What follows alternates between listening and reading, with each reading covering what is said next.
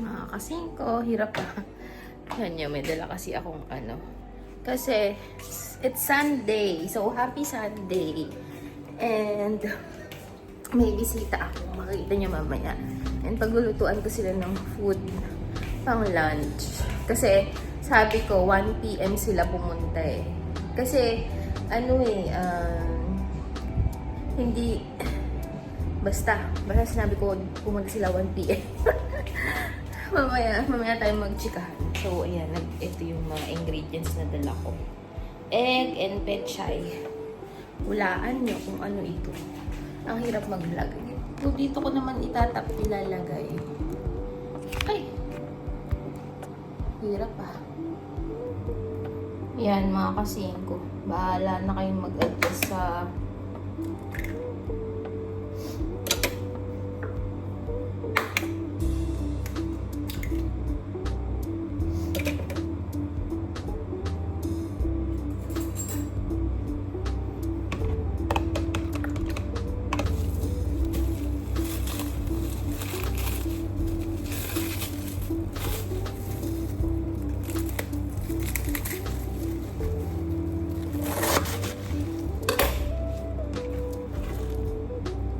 natin yan.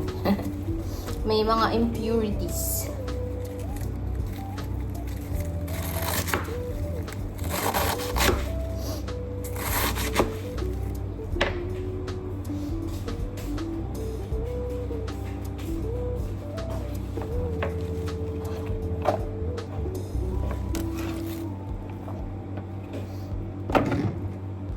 So, ayan, nilalagay ko lang dyan. Prituhin nyo lang yung itlog, mga kasingko. Ayan. Tapos pag-iwa-hiwalayin nyo.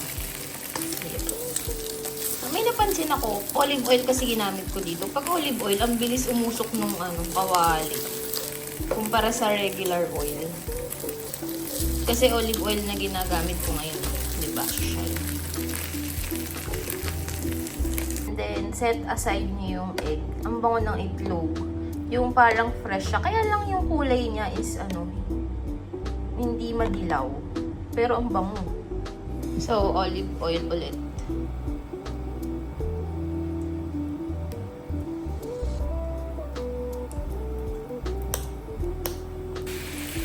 Yan, mga kasingko. May bawang, sibuyas, pechay, tapos itong sesame oil.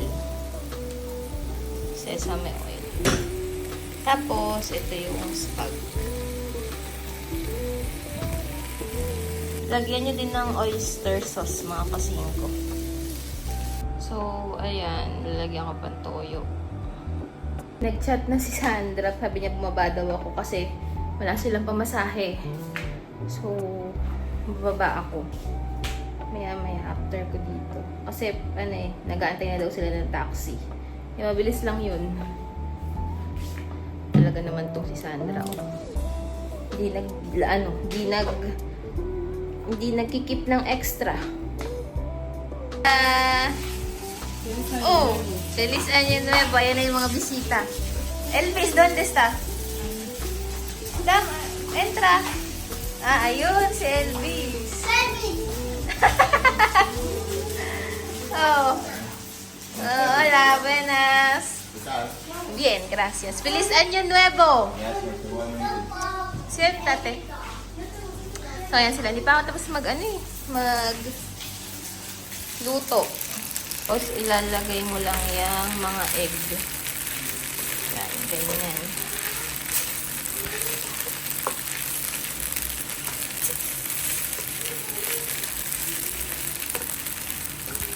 Diba? Na, ¿por qué no hay pelo ahora?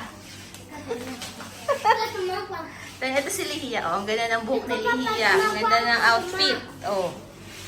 Nena, anyari? Ha? Awa? Ay. Oh, asi. Oh, bahala ka dyan. Pakunti-kunti. Oh, konti lang. Hayaan mo siyang mahirapan. Tingin nga.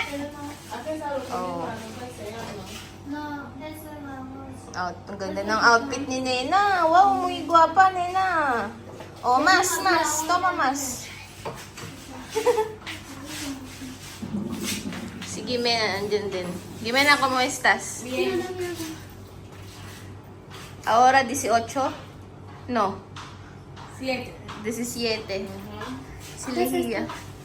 Ay, qué guapa. Sandra. Solo ir en Malabo, ahora muy guapa. Sabi ko, pagbalik niya galing Malabo, ang ganda na yun. Elvis, qué guapo, ¿cómo estás? Estoy bien, estoy bien. Muy bien. Bien, muy bien. A la gracia de Dios. Mm. De nuevo. Año nuevo. Ay, eto yung binili kong manika kay Nena, oh. Gigigil ako dito kay Nena. Ang mahal-mahal ng bili ko dito. Parang 1,200 pesos. Abay, parang tag 50 pesos na lang. Ben. Galletas. Sí, para todos. Ah, sí, yo. Ven, aquí. Para poner. Gusto pa. Gusto niya, lalagyan ko siya, eh, oh. Aki. Pen, aki. Aki. Ayan.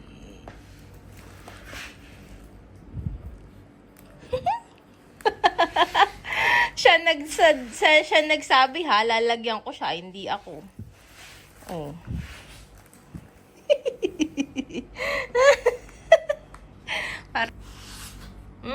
Wow! Guwapa! Tuwan-tuwa. Tuwan-tuwa naman. Ay, nako.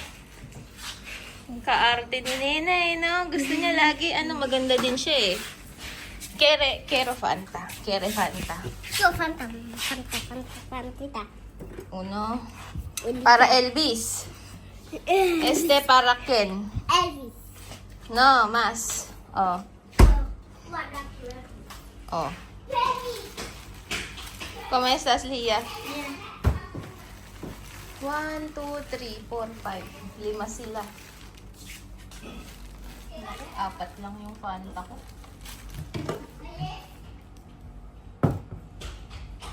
Yan na, mas! Oh. Nada más. Solo coca. Está bien.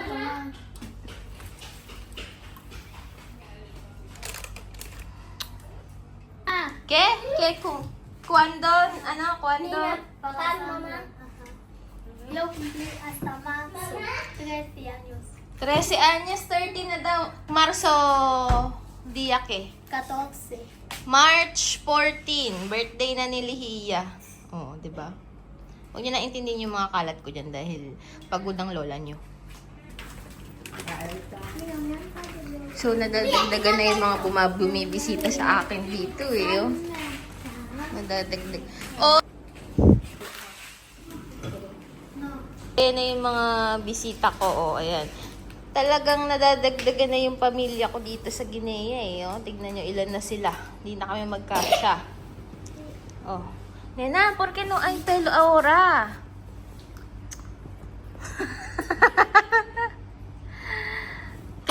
¿Qué haces en Año Nuevo? Ito si Navidad. Ito si Navidad. En Navidad. Nada?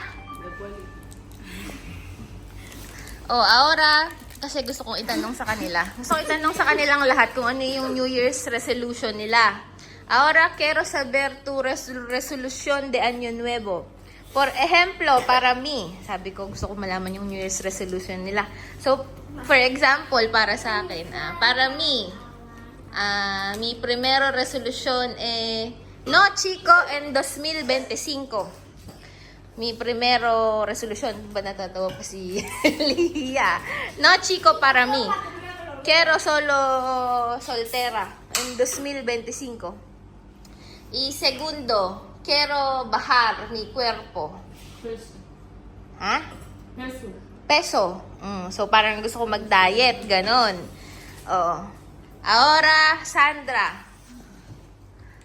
¿Qué? Está bien.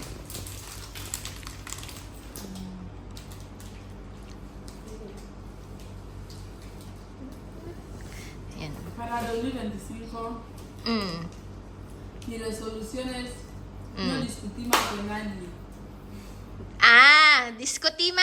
Discutir. Discutir? Ah, como discusión. No Mm. discutir más con nadie. Sí, Dina. Okay. Mi resolución 2025 es no discutir más con nadie. Y mi otro cambio es leer más, leer mucho, ¿no? Para poder aprobar mi curso de medicina. Ah, so ang number 1 ni Sandra is hindi na siya makikipag-discuss. Yung nakikipagtalo kasi to eh. Hindi na daw siya ganon. So, pangalawa niya, magbabasa pa siya ng sobra para dun sa course niya na medicine. Ahora, Elvis. Elvis. Si Elvis na. Déjala apretar la lata. Déjala apretar la lata. Ah, Elvis primero, Yose. No, toma 3X. 3X. Por esa parte es lo que tú quieres de esa mi resolución. Ah? Por esa parte es lo que tú quieres que eso sea mi resolución. Y No, acá no está es- lo mío. Ah, no, por es... siempre lo voy a tomar. Vale, tu resolución de nuevo, ¿qué? Es lo que decimos cada año. Y acá no come lo Va a mío. ser lo mismo. ¿Mm? Va a ser lo mismo. ¿Qué? Vale. ¿Qué cosa? Va a ser lo mismo. Mi personalidad, siempre. Ah, Sí, cambiar tu personalidad. sí. Como siempre, como todos los años. Porque Sí. cada año es un cambio de personalidad. Es Mm. único. ¿Solo esto? Solo esto. Ya. Toma. Qué aburrida resolución. Sí, es así. Pero tama naman siya porque cambiar es permanente, ¿no? Claro, por eso digo Mm. que es un cambio. Cuando digo personalidad es en muchos aspectos. Mm. Pueden ser actitudes negativas, actitudes positivas. Es Mm. un cambio Sí. moral, psicológico, mentalmente. Nagets ko naman si Elvis. Parang sabi niya, syempre, ang change is permanente. So, yun, yung personality niya yung aanuhin niya, i-change niya. Well, lagi-lagi naman daw, ganun. Gibena! 2. Dadami ko na porque el culo. Ay, namamalo si Nena. O, Mi resolución es aprobar en este 2025 y estar bien con toda mi familia. Ya está. Yasta? Repetir. Aprobar en este 2025 y estar bien con toda mi familia. Para maging okay daw sa buong pamilya niya. O, Lihiya, 2. No tener muchas amigas y aprobar el curso. Yun daw. Very good. Muy bien. Ah, sí, Pero has entendido lo que quería decir, ¿no? Has entendido lo que quería decir, ¿no? Sí, Es importante. entiendo.